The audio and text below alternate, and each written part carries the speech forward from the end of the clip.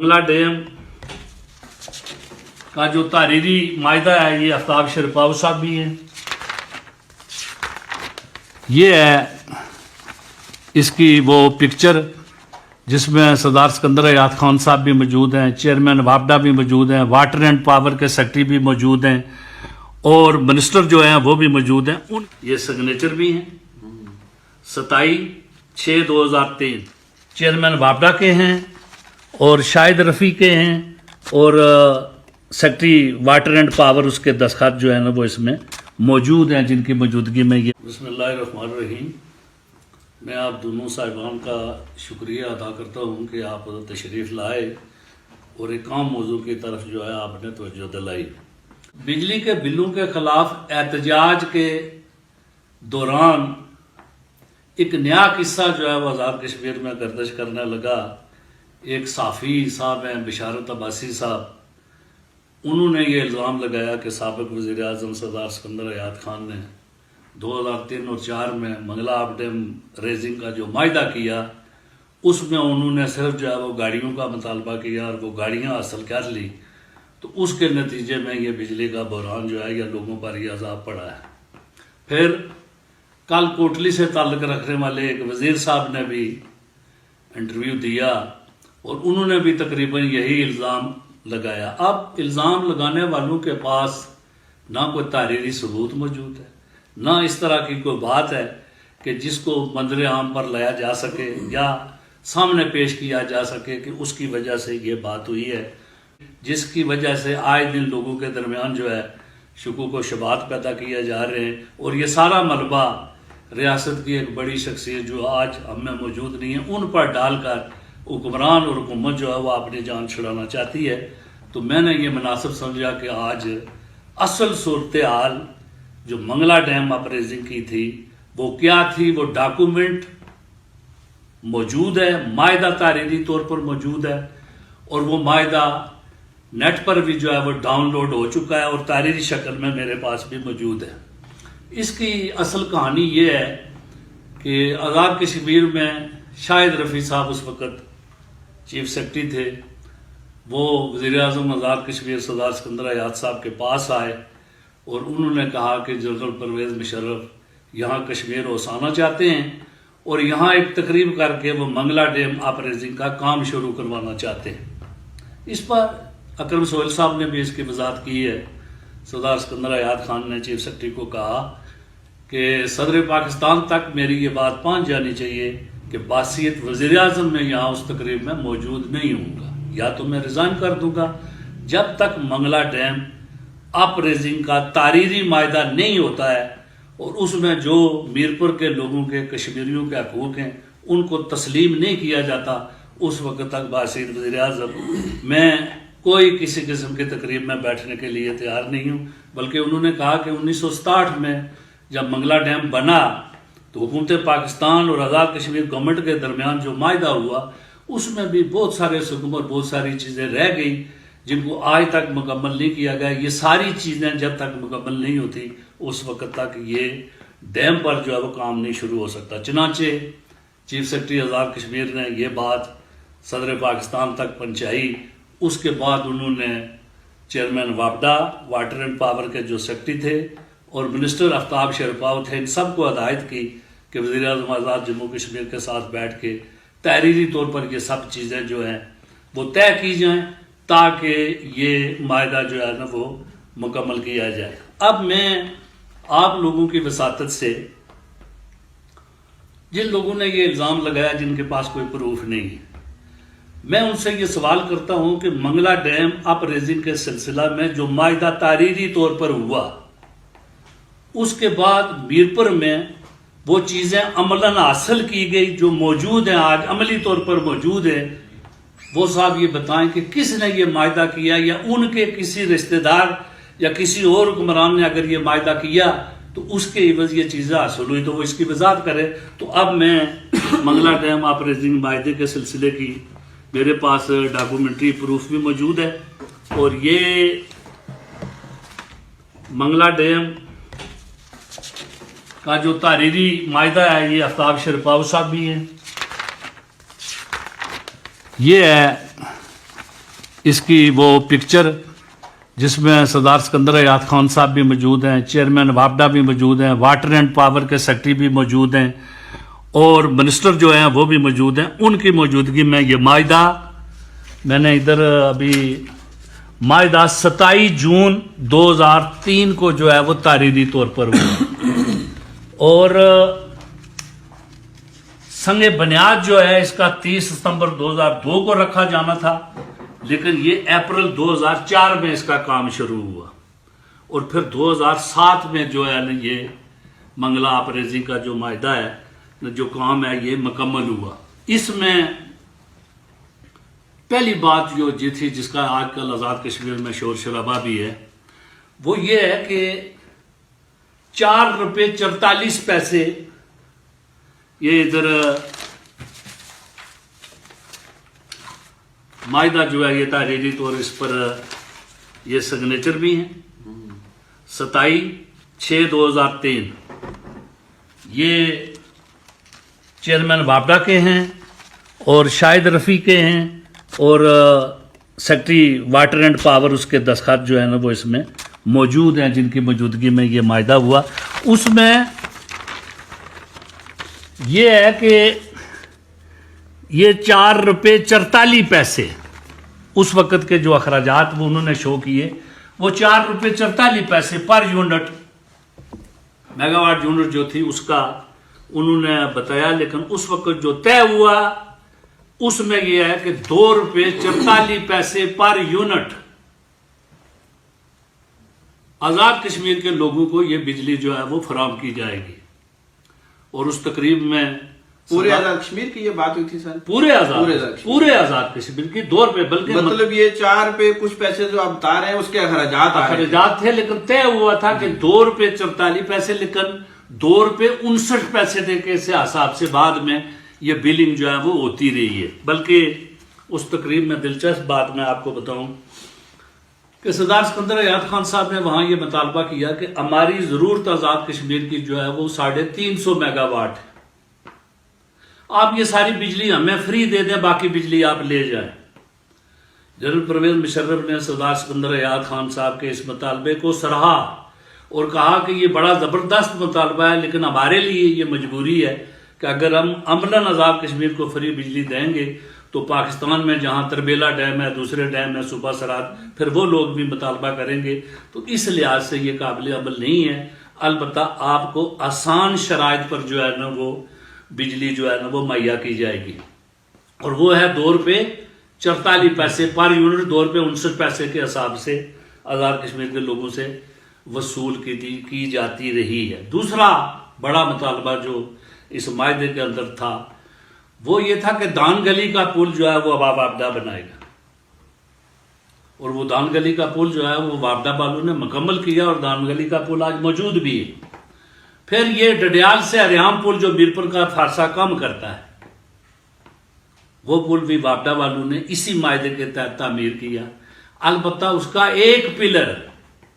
سردار سکندر حیات صاحب کے جانے کے بعد کوئی حکمران جو ہے وہ نہیں لگا سکا. آج تک وہ ایک پلر کی وجہ سے پورا پل جس پر اربوں روپے خرچ ہوئے وہ اسی طرح پڑا ہے. پھر اس میں تیسری بات یہ طے ہوئی کہ جو متاثرین ہیں، جو پرانے متاثرین ہیں، جن 1967 میں جو لوگ متاثر ہوئے پھر دوبارہ وہ ڈیم کی ان زمینوں پر چلے گئے، اس وقت شاید ان کو معاوضہ ملا بھی، کہیں کو نہیں ملا، تو ان کو 2 لاکھ روپے پر فیملی، اور جو نئے افیکٹو تھے ان کو 3 لاکھ روپے پر فیملی. یہ کوئی 8,000 کنبہ جو ہے نا وہ 8,000 گھر وہاں سے متاثر ہوا. ان کے لیے یہ طے ہوا کہ 4 نئے ٹاؤن اور 1 شہر وابڈا جو ہے نا وہ تعمیر کر کے دے گا. تو میں جو لوگ یہ کہتے ہیں کہ جی گاڑیوں کا مطالبہ ہوا، میں ان سے پوچھنا چاہتا ہوں کہ یہ میرپور کا نیو سٹی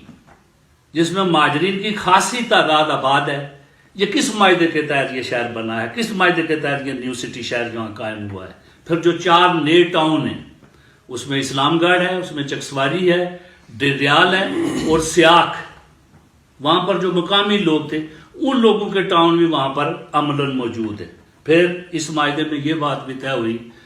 کہ وابڈا 5 نئے گرڈ اسٹیشن تعمیر کرے گا، اور ان میں سے 4 گرڈ اسٹیشن جو ہے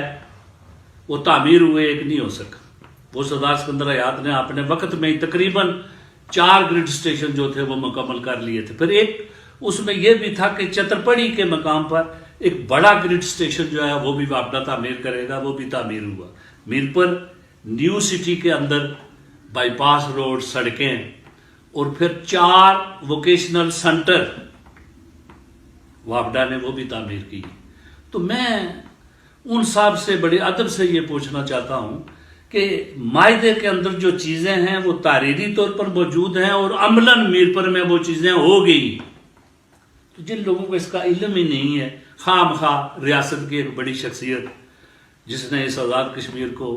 ایک عزت دی، ایک مقام دیا، اور پھر میں آپ لوگوں کی وساطت سے یہ لوگ جو باتیں کرتے ہیں، ایک منسٹر صاحب کوٹلی کے میرے لیے قابل احترام ہے، لیکن ان کو علم ہی نہیں ہے کہ سردار سکندر حیات خان جب 1985 میں وزیر اعظم بنے تو آزاد کشمیر میں چیف انجینئر کی اسامی ہی نہیں تھی۔ سردار آزاد خان درِ شیر خان والے وہ زندہ ہیں، وہ ڈپٹی جو ہے نا وہ چیف انجینئر تھے۔ آزاد کشمیر حکومت کو یہ اختیار ہی نہیں تھا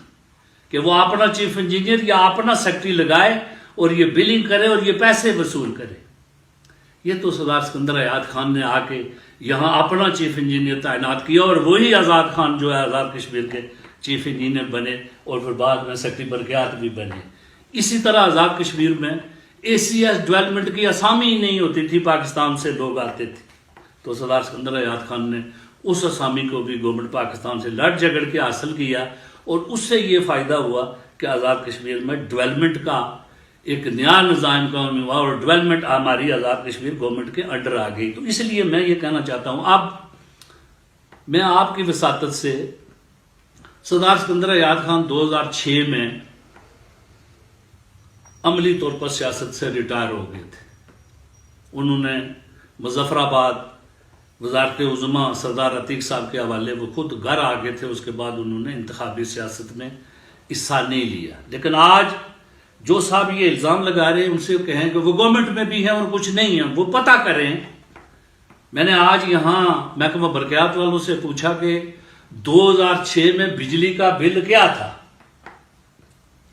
تو انہوں نے کہا جی کہ گھریلو صارف جو تھے ان کے لیے 100 یونٹ کا 271 روپے وصول ہوتے تھے، اور جو کمرشل بازار کے دکاندار ہیں ان کا بل جو ہے 100 یونٹ کا 800 روپے وصول کیا جاتا تھا۔ اب بعد میں وہ حکومت میں نہیں رہے، لوگوں نے اپنی عیاشی کے لیے، حکومتوں نے اپنی عیاشی کے لیے ٹیکس لگائے اور اپنا ریونیو بڑھانے اور عیاشی پر خرچنے کے لیے باتیں کی، تو اس کا ملبہ تو سردار سکندر حیات میں نہیں گرایا جا سکتا۔ اور آج آزاد کشمیر میں عملاً صورت یہ ہے، نیلم جیلم کا جو پروجیکٹ ہے اس کا کام جو ہے وہ میرا خیال ہے 9-10 میں شروع ہوا۔ وہ اس وقت تو سردار سکندر حیات وزیر اعظم نہیں تھے، عتیق صاحب وزیر اعظم تھے، بعد میں پھر چودھری مجید صاحب وزیر اعظم آئے۔ باقی حکمران کیا کرتے رہے؟ اب ظلم کی بات یہ ہے، میں آپ صحافیوں کی وساطت سے، کہ نیلم جیلم جو پروجیکٹ ہے اس پر ہماری آزاد کشمیر گورنمنٹ بھی 13 پیسے یا پتہ نہیں 15 پیسے سرچارج لگاتی ہے، اور گورنمنٹ پاکستان بھی لگاتی ہے۔ اچھا، گورنمنٹ پاکستان تو چلو بنا رہی ہے، وہ اس کا تو سمجھ آتی ہے، آزاد کشمیر گورنمنٹ کس لحاظ سے لگا رہی ہے، ابھی ہم ٹیک اوور، اور پھر اس وقت تک اس کا معاہدہ بھی نہیں ہوا۔ پھر اس منگلا ڈیم معاہدے کی بڑی بات جو آزاد کشمیر کے لوگوں کو نہیں پتا، وہ ریکارڈ پر ہے، ادھر تحریری طور پر میں آپ کو پڑھ کے سناتا ہوں۔ 9 ارب روپے آزاد کشمیر گورنمنٹ، واپڈا اور کشمیر کونسل کی مقروض تھی۔ سردار سکندر حیات خان نے اس معاہدے کی روح سے 9 ارب روپے معاف کروائے۔ یہ ادھر تحریری طور پر لکھا ہوا، میں کوئی اپنی طرف سے نہیں بات کر رہا ہوں، یہ تحریری طور پر لکھا ہوا ہے۔ 9 ارب روپے جو ہے نا وہ معاف ہوئے۔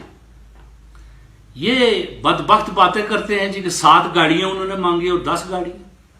9 ارب روپے جو ہے نا وہ معاف ہوئے۔ پھر اس میں جو ہے نا وہ گرڈ اسٹیشن بنے، پل بنے، شہر بنے، ٹاؤن بنے۔ یہ چیزیں کیسے بن گئی؟ تو اس لیے میں ان لوگوں سے بھی یہ کہنا چاہتا ہوں کہ دوسرے شخص پہ الزام لگا کر اس طرح کی خواہ مخواہ کی باتیں سے لوگوں کو جو ہے کم از کم اندھیرے میں نہیں رکھا جا سکتا ہے. تو اس سلسلے میں یہ ڈیم کی جو اپریزنگ معاہدہ ہے اس کی وضاحت میں نے کر دی ہے, اور اس میں جو افیکٹو ہیں ان کی بھی تعداد ہے, نئے کتنے تھے, پرانے کتنے تھے, اور 62 ارب روپے کا یہ معاہدہ ہے. 53% رقم جو ہے وہ افیکٹو جو لوگ ہیں ان پر جو ہے وہ خرچ ہوئی. اور آج اللہ کا فضل و کرم ہے کہ آزاد کشمیر میں جو سردار سکندر آزاد خان نے معاہدہ کیا اس کی تقریباً جو چیزیں طے ہوئی وہ میکسیمم جو ہے نا وہ بن چکی ہیں, عملی شکل میں موجود ہیں. اب صرف بجلی کا بل جو ہے نا وہ زائدہ ہے. اب میں سمجھتا ہوں کہ اگر آج میں نے سیکٹری برقیات کا بیان پڑھا, اور شاید گورنمنٹ آزاد کشمیر میں بھی یہی ہے, آپ کے نوٹس میں بھی یہ بات ہوگی, اخبار ادھر ہے اس میں لکھا ہوا ہے, انہوں نے نئے بل جو ہیں ان کو ختم کر کے سابق صورت بحال کی ہے. آج جو میں نے سیکٹری برقیات کا بیان پڑھا ہے کہ ہم نے تمام وہ ٹیکس جو لگائے تھے ہم نے ختم کر دیے, اور لوگوں کو ہدایت کی ہے کہ وہ اپنا بل درست کر لے, جن کے جمع ہو گئے وہ آئندہ بل سے منع ہو جائیں گے. تو اگر سکندر صاحب نے یہ معاہدہ اس وقت کر دیا تھا تو پھر یہ کیسے ہو گئی بات راتوں رات, پھر کہ ترمیم کیسے ہو گئی؟ مطلب یہ کہ انہوں نے یہ 2 روپے 59 پیسے کے حساب سے میں نہیں, اس میں وہ اخبار, ایک منٹ وہ اخبار ادھر لا, اس میں انہوں نے لکھا کہ ہم نے سابق صورت بحال کر دی. اگر سابق صورت انہوں نے بحال کی ہے تو اس کا مقصد یہ ہے کہ آزاد کشمیر گورنمنٹ اور یہ جو ہیں یہ مل جل کے جو ہے نا لوگوں سے ٹیکس لگا کر اپنے اخراجات جو پورے یہ معاملہ اٹھا نہیں سکتے کہ اصولاً آپ کا سوال بڑا اچھا ہے. میں سمجھتا ہوں کہ آزاد کشمیر گورنمنٹ کو اس میں ہمارے ممبران اسمبلی ہوں یا پیپلز پارٹی کے ہوں یا جس پارٹی کے بھی ہوں, ان کو اسمبلی کا اجلاس بلانا چاہیے, اور اسمبلی اجلاس میں یہ مطالبہ کرنا چاہیے کہ سردار سکندر آزاد خان نے جو اس وقت منگلا ڈیم اپریزنگ کا معاہدہ کیا اس کو منظر عام پر لایا جائے. وہ تو اسمبلی میں ساری چیز سامنے آ جائے گی. جی بالکل. لیکن اس وقت آزاد کشمیر میں عملاً حکومت نام کی کوئی چیز نہیں. اب 32 وزیر ہیں, اور یہ 32 وزیر آپ نے دیکھا کہ کل لوگ سڑکوں پر تھے. وزیروں کو تو عملاً جو ہے ان مظاہروں میں شامل ہو کے لوگوں کو یقین دلانا چاہیے تھا کہ آپ کے ساتھ جو زیادتی ہے اس کا ہم ازالہ کریں گے اسمبلی کے اندر, گورنمنٹ کے اندر, گورنمنٹ پاکستان کے اندر. وہ تو چوروں کی طرح چھپ گئے, کوئی دیکھا ہے کسی جگہ آپ نے؟ صحیح. تو ان کو بھی اپنا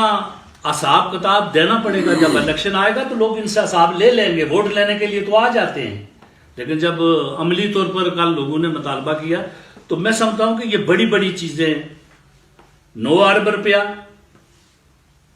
اس میں لوگوں کے حقوق, یہ ساری چیزیں ہیں وہ تحریری طور پر موجود ہیں. تو اس لحاظ سے میں بالکل اس بات کی ریکارڈ کی روح سے نفی کرتا ہوں کہ وہ گاڑیاں اگر تھی تو کدھر گئی وہ گاڑیاں, ہوں گی نا آزاد کشمیر میں, گاڑیاں کدھر چلی گئی؟ اور گاڑیاں اگر مطالبہ تھی تو پھر ڈیم والے, واپڈا والے کسی کو مفت جو ہے نا یہ کالونیاں, یہ شہر, یہ پل, یہ گریڈ اسٹیشن, یہ ووکیشن سینٹر 9 ارب روپیہ معاف یہ ویسے ہی کر گئی. بہت شکریہ جی شفیق صاحب. ناظرین آپ نے دیکھا کہ شفیق انقلابی صاحب نے پوری تفصیل کے ساتھ جو منگلا اپ ریزنگ کے وقت معاہدہ ہوا تھا